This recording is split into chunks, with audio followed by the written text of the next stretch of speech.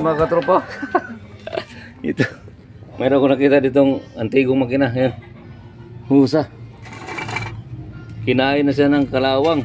Yan ah. Grabe. Ito yung makina daw, sabi nung gumamit ito, may-ari. Ito daw ginagamit sa belt loop. Ito. Sa ano, yung pangsinturira ng maong. Yan o. Dalawa yung karayom niya. Yan. Grabe kasi stock up na. Nilalawang ng gusto.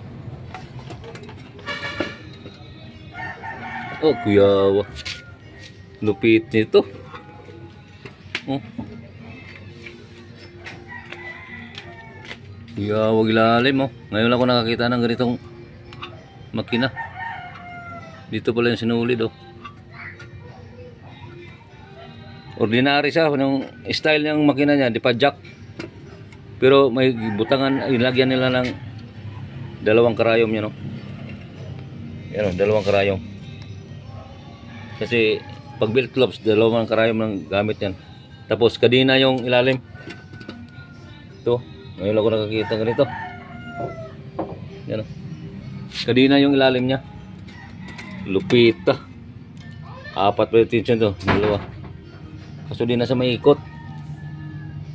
Magawa pa kaya natin to. Ito mga tropa. Piniplex ko lang.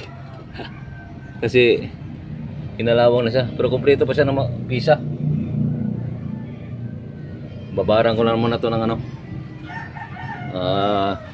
Langis. Yeah, WD-40 para nalambot. Baka sakaling basta may ikot lang yan. Maayos sa atin yan pag may ikot lang to. Okay. Salamat.